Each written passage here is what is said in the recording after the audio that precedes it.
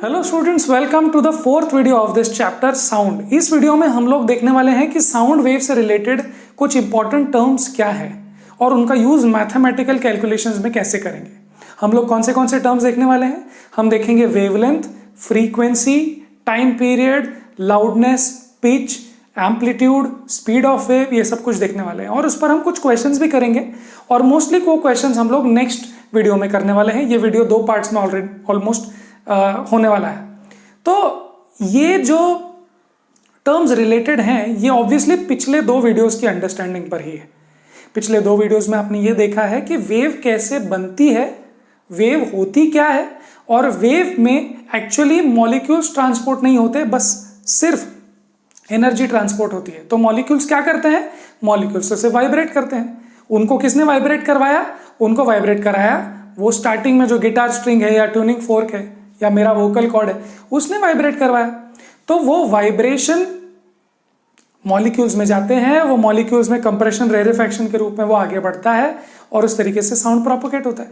और उसी का डायग्राम हमने यहाँ पर निकाला है और हमने ये भी बोला था कि जब वो कंप्रेशन रेरिफैक्शन ट्रांसपोर्ट होता है, इसका एग्जैक्ट मीनिंग ये है कि कंप्रेशन मतलब high pressure area, high pressure region in the medium, and rarefaction is the low pressure medium in the region. ना लो प्रेशर और हाई प्रेशर हुआ कैसे? हाई प्रेशर इसलिए हुआ क्योंकि वो हाई डेंसिटी हो गया। तो यहां पर हमने कुछ 2-3 डायग्राम्स निकाले हैं, तो इनमें से कुछ डायग्राम्स आपको फेमिलियर होंगे। जैसे कि ये देखो फर्स्ट वाला। सो ये सोर्स ऑफ साउंड है, जैसे कि स्पीकर होगा, जैसे कि मेरा आवाज हो सकता है ना, वोकल कॉर्ड्स हो सकते हैं। तो जैसे ये वाइब्रेट करता है, यहां पर कंप्रेशंस रेरिफैक्शंस, कंप्रेशन रेरिफैक्शंस, कंप्रेशन रेरिफैक्शंस होते हैं। अगर आपको ये अच्छे से नहीं दिख रहा तो मैं वैसे भी आपको एक फोटोग्राफ दिखा ही रहा हूं ना। ये जो कंप्रेशन है इसको आप डेंसिटी के रूप में एग्जैक्टली मॉलिक्यूल्स को देखोगे तो ये दिखेगा। अगर मैं प्रेशर के रूप में बताऊं, मतलब मैं ये दिखाऊं कि भाई कितना डेंस है या कितना ज्यादा प्रेशर है, तो उसको मैं इस तरीके से भी ड्रॉ कर सकता हूं। ये इजियर पड़ेगा मुझे ड्रॉ करने के। तो यहां पर देखो ज्यादा क्राउडेड है तो मैंने ज्यादा क्राउडेड लाइंस निकाली। यहां पर थोड़ा सा डेंसिटी कम, देखो डेंसिटी ज्यादा है, कम कम हो रही है, फिर बहुत कम हो गई, फिर थोड़ी सी और बढ़ रही है, फिर मैक्सिमम हो गई, फिर और कम कम कम हो रही है, फिर बढ़ रही है ना। सो कंप्रेशंस रेरिफैक्शंस ये हमने निकाले हैं ऑल्टरनेट। तो इसको यहाँ लेबल भी कर ही देते हैं, कंप्रेशन रेरिफैक्शन, कंप्रेशन रेरिफैक्शन, कंप्रेशन रेरिफैक्शन, है ना। सिमिलरली ये तो ऑब्वियसली जो मैं यहाँ पर लिख रहा हूँ उसी के कोरस्पॉन्डिंग यहाँ पे ड्रॉ कर रहा हूँ। So I don't read to write again. Now ये हो गया डेंसिटी वेरिएशन जहाँ पर हम एक्चुअल मॉलिक्यूल्स निकाल रहे हैं, और ये प्रेशर वेरिएशन जहाँ पर हम लाइन के रूप में निकाल रहे हैं। बट इसको हमेशा इतना ड्रॉ करेंगे तो बहुत पेन भी लगेगा और बहुत इनएक्यूरेसी भी हो सकती है। तो इसके बजाय हम लोग ये डायग्राम निकालते हैं। अब ये डायग्राम समझो क्या है। देखो, this is a source of sound, और ये सोर्स ऑफ साउंड से कितना दूर हम लोग जा रहे हैं, तो ये सब वेरिएशन देख रहे हैं। तो हम लोग यहां पर एक ग्राफ ड्रॉ कर रहे हैं एक्स और वाई कोऑर्डिनेट्स। तो देखो एक्स कोऑर्डिनेट पे हम लोग डिस्टेंस लेंगे, मतलब हम जैसे जैसे दूर जाएंगे, और वाई कोऑर्डिनेट पे हम डेंसिटी या प्रेशर लेंगे। तो ऑब्वियसली डेंसिटी ज्यादा है, प्रेशर ज्यादा है, डेंसिटी कम है, प्रेशर कम है। सो दोनों में से एक हम लोग डिस्क्राइब कर रहे हैं। अब देखो क्या हो रहा है, जब यहाँ डेंसिटी ज्यादा है तो ये ग्राफ ऊपर है, फिर यहाँ डेंसिटी नॉर्मल है तो ये एवरेज डेंसिटी पर है, 0 पे नहीं है। समझो, ये मैक्सिमम कंप्रेशन है और ये नॉर्मल है, normal average. This is not 0, ध्यान से देखना, ये this is not 0 density, this is not 0 pressure कि यहां पर मॉलिक्यूल्स ही नहीं है। नहीं नहीं नहीं, अगर यहाँ 0 प्रेशर होगा तो क्या यहाँ नेगेटिव प्रेशर होगा? नहीं, हम ये बोल रहे हैं कि ये मैक्सिमम प्रेशर है, ये मिनिमम प्रेशर है, और ये बीच वाला एवरेज मीन प्रेशर है। सो ये मैक्सिमम प्रेशर मतलब कंप्रेशन, मिनिमम प्रेशर मतलब कि रेरिफैक्शन। यहां पर डेंसिटी 0 नहीं हुई है, डेंसिटी नेगेटिव नहीं हुई है, डेंसिटी है, प्रेशर है बट एवरेज है, और यहां डेंसिटी और प्रेशर कम से कम एकदम मिनिमम है। सो हम इसको ऐसे इस तरीके से ग्राफ में के तौर पे निकाल रहे हैं। अब मैं नेक्स्ट स्लाइड में जब आपको मिलूंगा तो मैं आपको सिर्फ ये ग्राफ ड्रॉ करके ही मिलूंगा। व्हाई? बिकॉज अब हम इसको इस तरीके से ड्रॉ नहीं करेंगे, because it is too complicated. And अगर आप एग्जाम में लिख रहे हो तो आपको बार बार ये ड्रॉ करने के बजाय आप ये ड्रॉ कर लो। तो आप ये डायग्राम देख के समझ जाओगे कि ये जो इसका हिल का टॉप है, इस हिल के टॉप से वैली के बॉटम तक, फिर हिल के टॉप से वैली के बॉटम तक, तो ये जो हिल और वैली है तो ये बीच का जो है वो एवरेज लेवल है। ओके, अब ये जो हिल है, इस हिल को हम लोग बोलते हैं, हिल टॉप को क्रेस्ट बोलते हैं, और जो वैली का बॉटम है उसको ट्रफ बोलते हैं। Okay, so crest and trough, crest and trough, crest and trough, crest and trough, मतलब high pressure, normal pressure, low pressure, normal pressure, high pressure, normal pressure, low pressure, normal pressure. So देखो, high density, normal density, low density, normal density, ये normal है, ऐसा तो रहता ही हवा में। फिर high density, normal density, very low density, normal density, है ना। इस तरीके से नॉर्मल डेंसिटी पे तो होगी ना। पहले जब मैंने साउंड नहीं बनाया था तो नॉर्मल एक डिस्टेंस तो थे ना मॉलिक्यूल्स के, वो नॉर्मल डिस्टेंस यहाँ पे कहीं मिलते हैं आपको, ये नॉर्मल है, ये नॉर्मल है। फिर कंप्रेशन में हाई डेंसिटी, फिर रेरिफैक्शन में लो डेंसिटी। क्लियर? बहुत अच्छा। तो अब इसको हटाने के बाद मैं आपको मिलूंगा नेक्स्ट स्लाइड में इस डायग्राम के साथ, जब हम बात करेंगे वो सारे टर्म्स की जिनके बारे में हमने बात करनी है इस वीडियो में। Let us now study these terms which are wavelength, frequency, time period and pitch in this part of the video. तो ये हमने जो निकाला है वो आपको पता है that this is the pressure और डेंसिटी, ठीक है, ऑन द वाई एक्सिस।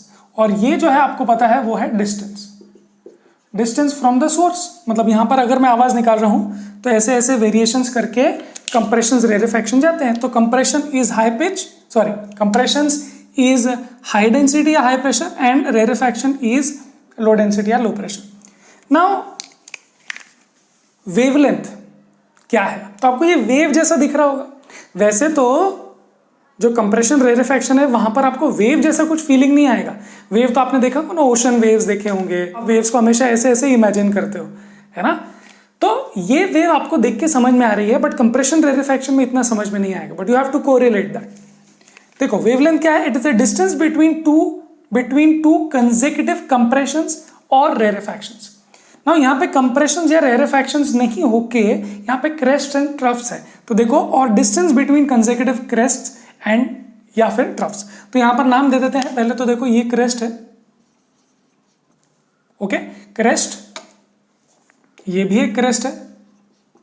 तो इन दो क्रेस्ट के बीच में जो डिस्टेंस आएगा, इस डिस्टेंस को आप लोग बोलते हो क्या? लैम्डा। तो देखो, lambda is a Greek letter, Greek में भी alpha, beta, gamma, delta, ABCD होते हैं। तो ये भी लैम्डा है। This stands for L. जैसे हम लोग एल लिखते हैं ना, जैसे अगर कोई नाम में अगर एल आता है तो इंग्लिश में आप एल लिखोगे, मतलब ल।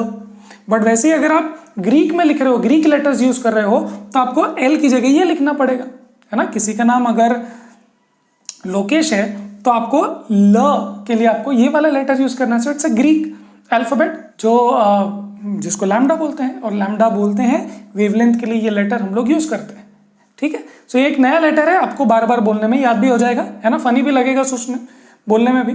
सो लैम्डा, ओके। देन इसका यूनिट क्या होना चाहिए बताओ? It is a distance. Distance का यूनिट क्या होता है? मीटर। ऐसा यूनिट इज मीटर। तो यहां से यहां जो डिस्टेंस है वो मीटर। Now also troughs. तो ये ट्रफ और ये ट्रफ, तो ये देखो, ये ट्रफ है, ये भी ट्रफ है। तो ये ट्रफ के बीच में यहां से यहां तक जो डिस्टेंस होगा, ये भी आप इसको लैम्डा बोल सकते हो, ठीक है। बट सिर्फ इतना ही नहीं, आप एक बात समझो, थोड़ा वेवलेंथ को थोड़ा सा और गहराई से समझो। वेवलेंथ का मतलब है एक वेव का लेंथ। अब एक वेव क्या होती है? एक वेव का मतलब होता है एक हिल और एक वैली, एक पूरा हिल और एक पूरी वैली। तो यहां देखो, ये पूरा हिल है और एक पूरी वैली है। इसका मतलब यहां से लेके यहां तक भी आप इसको लैम्डा बोल सकते हो। हाँ, ये क्रेस्ट टू क्रेस्ट या ट्रफ टू ट्रफ नहीं है, बट ये एक हिल और एक वैली है। या फिर आप बोल सकते हो एक पूरा कंप्रेशन और एक पूरा रेरिफैक्शन है, फिर से कंप्रेशन, फिर से रेरिफैक्शन। तो आपको समझ रहे हैं यहाँ पे कितनी वेव्स हैं? बताओ कितनी wave? A wave comprises of a hill और and a valley both. A hill comprises of a compression and rarefaction both. So यहाँ पर देखो, ये एक वेव है, ये दूसरी वेव है, ये तीसरी वेव है, और ये चौथी वेव होने में ही थी। बट यहाँ पर समझ रहे हो, देखो, ये एक वेव, फिर यहां से लेके दूसरी वेव, यहां से लेके तीसरी वेव, और ऐसे। समझ में आ रहा है? सो एक वेव का लेंथ, यस, सो एक वेव का लेंथ क्रेस्ट टू क्रेस्ट हो सकता है, ट्रफ टू ट्रफ हो सकता है, या फिर एक पूरी एक वेव देख लो और उसका पूरा लेंथ यहां से वहां मीटर में चेक कर लो। Yes, okay. अब आपको ऐसा लगेगा सर क्रेस्ट टू क्रेस्ट में वेव पूरी हुई क्या एक? देखो ध्यान से, देखो यहां पे ये हाफ हिल है, हाफ हिल पूरी वैल्यू, सो पूरी वैल्यू हो गई, वेरी गुड। और हाफ हिल से शुरू किया और फिर हाफ हिल पे ही खत्म किया, तो देखो कुल मिला के 2 हाफ से एक हिल हो गया और एक पूरा वैली, तो इसका मतलब पूरी वेव हो गई। यस, अगर ट्रफ टू ट्रफ भी अब देखो तो ये देखो, ये ट्रफ का आधा हाफ, फिर ये ट्रफ का आधा हाफ, और ये पूरा की पूरा hill, right. So crest to crest, trough to trough, जो भी हो एक पूरा हिल और एक पूरा वैली होना चाहिए। ग्रेट। Next is frequency. ये थोड़ा सा देखने में मुश्किल है क्योंकि दिखाई नहीं देता, ध्यान से समझना। Frequency is the number of vibrations और साइकिल्स पर सेकेंड। फ्रीक्वेंसी, ये वर्ड का मीनिंग क्या है? जैसे आपने पूछा होगा ना कि भाई कितनी फ्रीक्वेंसी से ये बस आती है यहाँ पे, बस की फ्रीक्वेंसी क्या है ना? आप ये पूछोगे कि भाई एग्जाम्स जो होती है आपके स्कूल में वो क्या फ्रीक्वेंसी से होती है, तो आप बोलोगे यार मेरे स्कूल में एग्जाम हर मंथ होती है। आपसे फ्रीक्वेंसी पूछी तो आपने ये बोला कि मेरी एक एग्जाम कितनी देर में होती है, यस और नो? तो बेसिकली आप ये बता रहे हो कि मेरे एक महीने में एक एग्जाम होता है, ठीक है। तो अगर आपके एक महीने में 2 एग्जाम होते हैं तो आप बोलेंगे मेरे एक महीने में 2 एग्जाम होता है। इसका मतलब फ्रीक्वेंसी मेरे एग्जाम्स की क्या है? My frequency is 1 exam in 1 month, 2 exams in 1 month, 4 exams in 1 year, something like that. So basically आप एक टाइम पीरियड को, मतलब एक पूरा ईयर बोलो, एक मंथ बोलो, उसको फिक्स करते हो और उसमें कितनी एग्जाम्स हो रही है वैसे बोलते हो। जैसे ये बस कितनी बार, क्या फ्रीक्वेंसी है ये बस की, तो आप बोलेंगे भाई ये बस आती है हर 1 घंटे में 4 बार, तो 1 घंटा आपने फिक्स कर लिया और बोला ये बस 4 बार आती है, या 15 मिनट में 1 बार आती है, जो भी आपको बोलना, बट आप समझ रहे हो फ्रीक्वेंसी है something to do with repetition. अभी एग्जाम हुई, फिर एग्जाम हुई, फिर एग्जाम हुई, बार बार एग्जाम, अभी बस आई, फिर से एक बस आएगी, फिर से एक बस आएगी, ऐसे it's a repetition. So frequency is the number of vibrations और साइकिल्स पर सेकेंड। पंखे की फ्रीक्वेंसी, पंखे की फ्रीक्वेंसी देखो 1 2 3 4, ऐसे 4 अगर उसने साइकिल्स किए पूरे 1 सेकेंड के अंदर, तो आप बोलोगे उसकी फ्रीक्वेंसी 4 साइकिल्स पर सेकेंड है। समझ में आया? नहीं समझ में आया? देखो यहां पे फ्रीक्वेंसी जिसको आप यूज करते हो न्यू, उसको न्यू लिखते हैं बट आपको न्यू जैसे बोलना है, ठीक है। फ्रीक्वेंसी न्यू, कितनी आई फ्रीक्वेंसी न्यू? तो देखो पंखे ने कितने साइकिल्स किए? 4 साइकिल्स किए, वेरी गुड। कितने टाइम में किए? 1 सेकेंड में किए, तो हमारी फ्रीक्वेंसी हो गई 4 हर्ट्ज। साइकिल्स पर सेकेंड, ये जो साइकिल्स पर सेकेंड है इसको आप लोग बोलते हो हर्ट्ज। बेसिकली साइकिल्स मतलब इट्स अ नंबर, मतलब इट्स नॉट अ यूनिट और समथिंग, यूनिट नहीं है, इट्स अ नंबर, है ना। 4 चक्कर किए उसने, 4 वाइब्रेशंस किए, नंबर है वो, नंबर पर सेकेंड। सो इसको ही आपको फोकस करना है, किसको? सेकेंड को। So it is 1, there is no unit ऊपर, so no unit upon second, so hertz भी लिख सकते हो या फिर आप 4 पर सेकेंड भी लिख सकते हो, जो भी आपको बोलना है, but 4 hertz is the frequency of the fan. समझ में आया? 4 साइकिल्स पर सेकेंड को आप 4 हर्ट्ज भी बोल सकते हो, इस इज ऐसा यूनिट। क्लियर?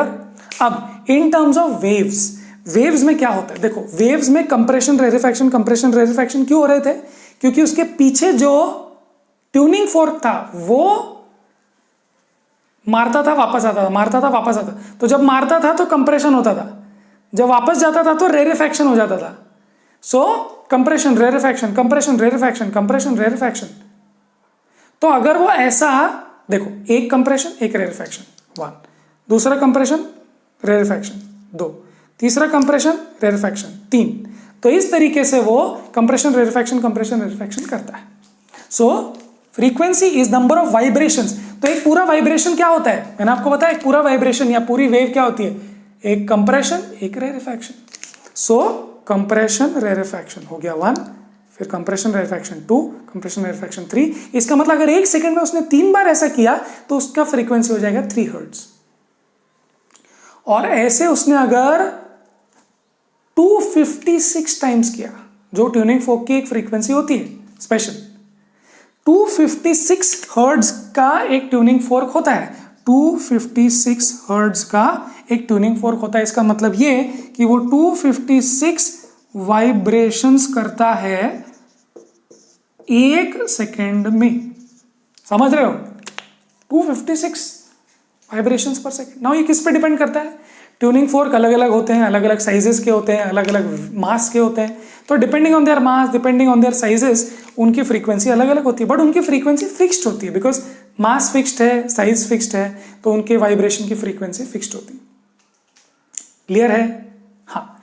आपने ये फ्रीक्वेंसी और भी जगह पे सुना होगा, है ना? आपने इलेक्ट्रिसिटी के केस में सुना होगा AC, ऑल्टरनेटिंग करंट, जो आप 10th स्टैंडर्ड में पढ़ोगे। सो ऑल्टरनेटिंग करंट में क्या होता है कि करंट कभी इधर जाता है, करंट कभी इस तरफ जाता है, कभी इस तरफ, कभी इस तरफ, कभी इस तरफ, तो कितनी बार आता जाता है करंट, उसको भी फ्रीक्वेंसी होती है। यस, 100 हर्ट्ज, 50 हर्ट्ज ऐसी फ्रीक्वेंसी होती है। इसका मतलब 100 टाइम्स या 50 टाइम्स वो डायरेक्शन चेंज करता है, 50 टाइम्स वो डायरेक्शन चेंज करता है, तो उसको बोलते हैं ऑल्टरनेटिंग करंट। बट फ्रीक्वेंसी का मतलब समझ गए? फ्रीक्वेंसी का मतलब है नंबर ऑफ साइकिल्स पर सेकेंड, नंबर ऑफ वाइब्रेशंस पर सेकेंड, पर 1 सेकेंड। सो नीचे 1 सेकेंड फिक्स्ड। क्लियर?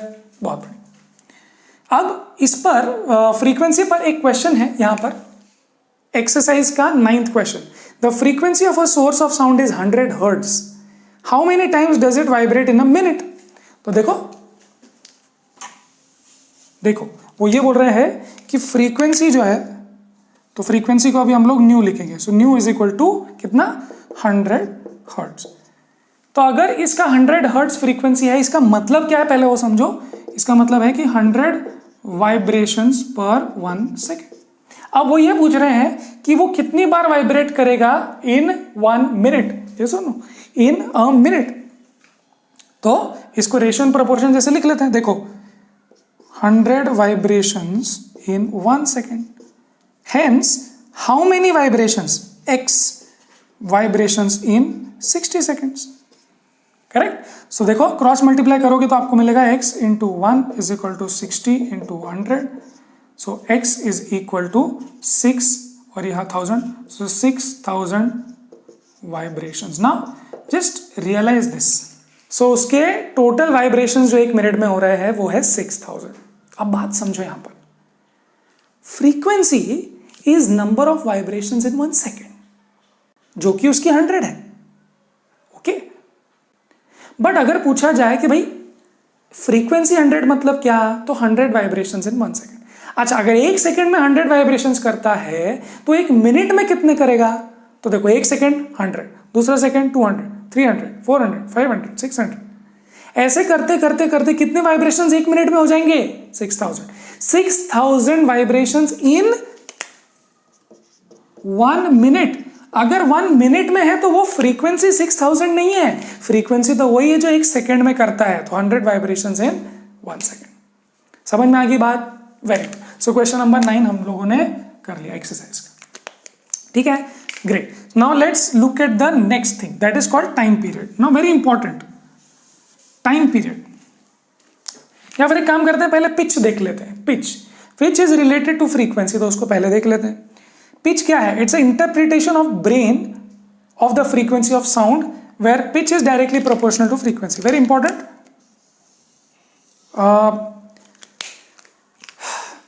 आपने देखा होगा हाई पिच पे गाना गाता है, लो पिच पे गाना गाता है। तो ये हाई पिच लो पिच गाना होता क्या है?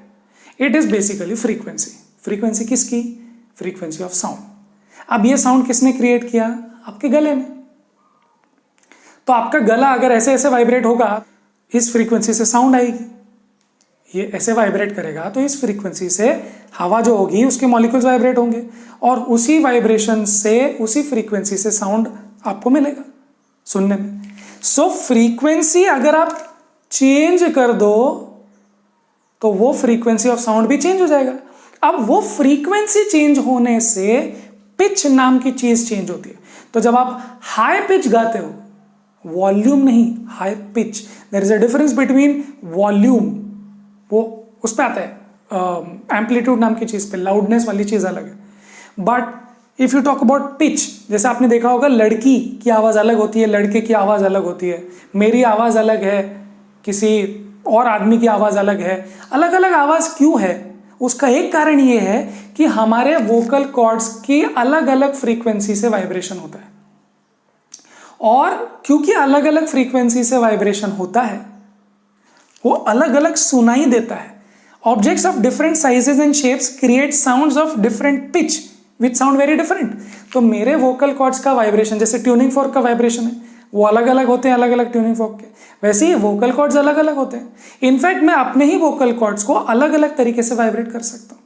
अगर मैं ऐसे बोलता हूँ तो अलग वाइब्रेशन है, अगर मैं ऐसे बोलता हूँ तो अलग वाइब्रेशन है, अलग फ्रीक्वेंसी से वाइब्रेशन है। सो अलग frequency will give you a different pitch which our brain interprets. So frequency जो हमारे कानों को सुनाई देती है, that our brain interprets as pitch. So high pitched गाना होता है ना, जो एकदम हाई पिच, ऊंचा सुर नीचा सुर, है ना, गला दबा के गाते हैं, तो इस तरीके से ये होता है pitch. So pitch is directly proportional to frequency, मतलब फ्रीक्वेंसी ज्यादा मतलब हाई पिच्ड, फ्रीक्वेंसी लो मतलब low pitched. Then time period, very important. Time period is time taken for one complete vibration. Yes, time taken for one complete vibration. अब देखो ध्यान से, very important, look here. अगर मेरा जो ये पंखे का वाइब्रेशन है, अगर वो एक कंप्लीट साइकिल या वाइब्रेशन करने के लिए 2 सेकेंड लगाता है, सो अगर टाइम पीरियड 2 सेकेंड है, टाइम पीरियड है ना, तो सेकेंड ही होगा। अगर टाइम पीरियड 2 सेकेंड है, इसका मतलब ये हुआ, ध्यान से समझना, कि ये 1 साइकिल करता है इन 2 seconds, correct, 1 cycle in 2 seconds. समझ में आ गई बात? अब क्या आपको ऐसा समझ में आ रहा है कि 1 cycle in 2 seconds, this cycle पर second looks like frequency, yes और नो? आ रहा है समझ में? देखो ध्यान से देखो, टाइम पीरियड 2 सेकेंड है, इसका मतलब क्या, पंखे का टाइम पीरियड 2 सेकेंड है, मतलब कि एक चक्कर करने में 2 सेकेंड लग गए, 3 4 सेकेंड, 5 6 सेकेंड, 7 8 सेकेंड, मतलब कि एक साइकिल पूरा करने में उसको 2 सेकेंड लग रहे हैं। इसका अगर आप वर्ड्स में लिखो तो ये हो जाएगा 1 cycle is completed in 2 seconds. Now cycle पर second looks like hertz, correct और नॉट? तो इसका मतलब देखो ध्यान से, साइकिल पर सेकेंड तो हर्ट्ज है जिसकी हमने बात की थी, तो ये कितना हर्ट्ज हो गया? ये हो गया 1/2 हर्ट्ज। आ रहा है समझ में? अब ध्यान से देखो, टाइम पीरियड अगर 2 सेकेंड है तो फ्रीक्वेंसी 1/2 हर्ट्ज है। अगर ये आप देखो तो आपको एक रिलेशन समझ में आएगा, वो ये रिलेशन है, very important, write down, that time period is equal to 1 frequency, या फिर frequency is equal to 1 time period. नहीं समझे? और एक एग्जांपल लेते हैं, कोई इशू नहीं, आ जाओ। देखो, अगर एक चक्कर पूरा करने के लिए उसको आधा सेकंड लगता है, ध्यान से देखना, क्या एक चक्कर पूरा करने के लिए उसको आधा सेकंड लगता है, मतलब 1 cycle in half second, clear? Now 1/2 is equal to, बोलो कितना? 1/2, 1 डिवाइडेड बाय हाफ, तो ये 1/1/2, 1/1/2, 2 ऊपर चले जाएगा, 2 हर्ट्ज, है ना? इसका मतलब अगर एक चक्कर पूरा करने के लिए आधा सेकंड लगता है तो उसकी फ्रीक्वेंसी 2 हर्ट्ज है ना? बराबर है। अब यहां पर देखो चेंज हो गई, ये 1/2 हो गया और ये 2 हो गया, दिख रहा है आपको? ये देखो, ये रेसिप्रोकल्स हैं, टाइम पीरियड 1/2, फ्रीक्वेंसी 2, मतलब उल्टा, एक दूसरे से ये ऑपोजिट है। समझ रहे हो नहीं समझ रहे हो? चलो एक और बार ट्राई करते हैं। देखो, what is frequency? Number of cycles in 1 second. Frequency मतलब 1 सेकेंड, 1 सेकेंड पक्का कर दो, 1 सेकेंड में कितनी बार होता है वो वाइब्रेशन, दैट इज फ्रीक्वेंसी। अब देखो, अगर एक time taken for 1 complete vibration, so 1 vibration को अगर आधा सेकंड लगा, 1 वाइब्रेशन को आधा सेकंड लगा, तो 1 सेकंड में कितना हो जाएगा वाइब्रेशन? 2 हो जाएगा। नहीं समझे? देखो ध्यान से, फोकस, एक वाइब्रेशन को आधा सेकंड ही लगा तो 1 सेकंड में कितने वाइब्रेशन हो जाएंगे? 2 हो जाएंगे ना। और 1 सेकंड में 2 वाइब्रेशन होने का मतलब फ्रीक्वेंसी 2 हुई ना। समझ रहे हो? करेक्ट। सो ये दिख रहा है अपने को टाइम पीरियड और फ्रीक्वेंसी में क्या रिलेशन है। So here remember, time period is 1 upon frequency and frequency in 1 upon time period. Remember absolutely for sure. Clear है? बहुत बढ़िया। अभी इसको हटाने के बाद हम लोग कुछ और टर्म्स की बात करने वाले हैं नेक्स्ट स्लाइड में। Right, so now let us look at the next few terms. The first one is amplitude. Amplitude अगर आप इस डायग्राम में देखो तो आपको पता चलेगा कि ये जो क्रेस्ट है, क्रेस्ट, इसका जो हाइट है मीन पोजीशन से, इसको हम लोग एम्पलीट्यूड बोलते हैं। एंड नॉट जस्ट दैट, ये जो ट्रफ है, ट्रफ का जो डेप्थ है, इसको भी हम लोग एम्पलीट्यूड बोलते हैं with respect to the mean position. अगर आप डेंसिटी और प्रेशर की बात करो तो जो मैक्सिमम डिस्प्लेसमेंट है या जो मैक्सिमम डिस्प्लेसमेंट होता है ना, पार्टिकल वाइब्रेट कर रहा होता है, देखो आपको पता है कंप्रेशन रेरिफैक्शन में पार्टिकल वाइब्रेट करता है, तो पार्टिकल कितना मैक्सिमम आगे जाता है और कितना मैक्सिमम पीछे आता है with respect to the equilibrium position. तो देखो पार्टिकल पहले यहाँ था, इसको आपने धक्का मारा तो यहाँ चला गया, यहाँ चला गया, फिर यहाँ चला गया, यहाँ चला गया, यहाँ आ गया। तो ये मीन पोजीशन से रिलेटेड कितना आगे गया या कितना पीछे गया, इसको भी आप बोल सकते हो एज एम्पलीट्यूड। राइट, ये बिकॉज ये डिस्टेंस है, हाइट है, यहाँ पर आप लोग इसको मीटर के केस में ले सकते हो the displacement, but if you are taking pressure और density then the amplitude will change accordingly. अगर आप प्रेशर ले रहे हो तो जो उसका एम्पलीट्यूड हो जाएगा that will be in pascal. अगर आप डेंसिटी ले रहे हो तो उसका यूनिट हो जाएगा kg पर मीटर क्यूब। ठीक है, अगर आप सिर्फ हाइट ले रहे हो बट आप डिस्प्लेसमेंट के रूप में ले रहे हो then it will be metre, the amplitude of oscillation. ठीक है, जैसे अगर आप एक पेंडुलम लेते हो और ऐसे ऐसे जाता है तो यहां से लेके वो कितना दूर तक गया तो आप उसको हाइट या फिर लेंथ के रूप में मीटर में बोल सकते हो। बट अगर आप प्रेशर डिफरेंस की बात कर रहे हो, ये प्रेशर और डेंसिटी है ना, तो जितना प्रेशर मैक्सिमम है और जितना लोअर है, लोअर मोस्ट, उसके लिए आप लोग को यूनिट तो पास्कल लेना पड़ेगा या फिर केजी पर metre cube, units of pressure and density लेना पड़ेगा। Then these are some terms जिसमें कोई मैथमेटिकली अपने को नहीं जाना है, यूनिट्स में भी नहीं जाना है। तो देखो, एक है लाउडनेस और softness. Now it depends on the amplitude. Amplitude ज्यादा होगा तो ज्यादा लाउड होगा। अगर मैं ज्यादा जोर से चिल्लाता हूं, ज्यादा जोर से, तो क्या होगा? एम्पलीट्यूड ज्यादा होगा। Now what does amplitude mean? देखो, अगर मैं बहुत ज्यादा जोर से इसको फोर्स लगाता हूं तो ये एकदम दूर तक जाके फिर वापस जाके ऐसे ऐसे करेगा, है ना। अगर मैं बहुत जोर से मारूंगा इसको तो बहुत दूर तक जाएगा, तो एम्पलीट्यूड बढ़ जाएगा।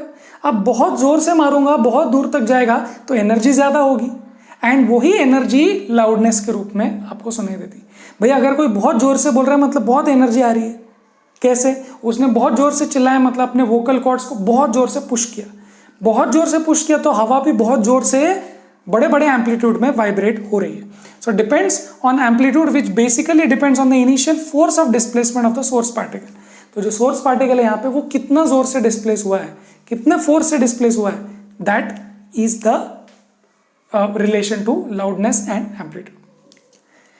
As we move away from the source, the amplitude, loudness decreases since energy gradually spreads to a larger space. Obviously, अगर आप क्लासरूम के पास में बैठे हो तो आपको टीचर की आवाज़ बहुत ज़ोर से सुनाई देगी। क्यों? क्योंकि जब तक वो उन्होंने यहाँ पर जो एनर्जी दी है वो एनर्जी धीरे धीरे आप तक आएगी, फर्स्ट बेंच तक तो थोड़ी कम होगी, और दूर जाओगे तो और एनर्जी कम होगी, और पीछे तक जाओगे तो बिल्कुल एनर्जी शायद सुनाई भी नहीं देगा कि टीचर क्या बोल रहे हैं। Right, Y? बिकॉज यहां पर मैं एनर्जी भेज रहा हूं वोकल कॉर्ड से, और वो एनर्जी स्प्रेड हो रही है हवा में, और जितना ज्यादा एरिया में, जितना ज्यादा स्पेस में वो स्प्रेड होगी उतना ज्यादा एम्पलीट्यूड उसका कम होगा, एनर्जी उतनी कम होगी।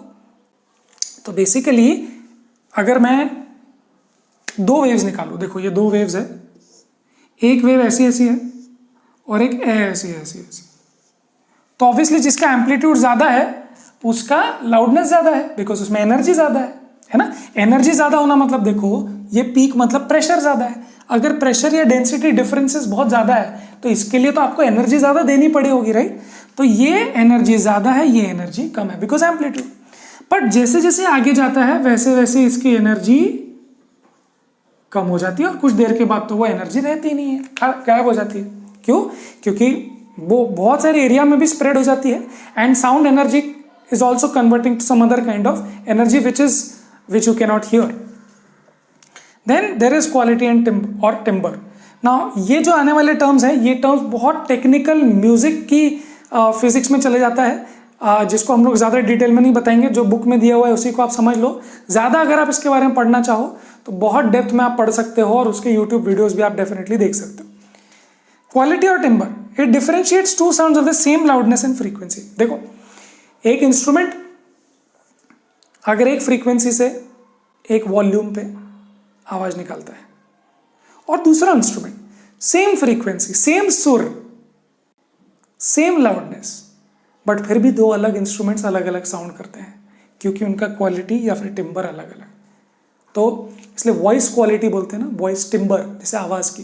तो एक फ्रीक्वेंसी सेम भी रही और लाउडनेस भी सेम रही तो भी कुछ अलग डिफरेंसेस होते हैं म्यूजिकल इंस्ट्रूमेंट्स वगैरह में, या इवन कोई भी म्यूजिकल इंस्ट्रूमेंट हो या कोई भी हो चीज़, फ्रीक्वेंसी और लाउडनेस सेम होने के बाद जो तीसरा फैक्टर आता है वो ये है टोन।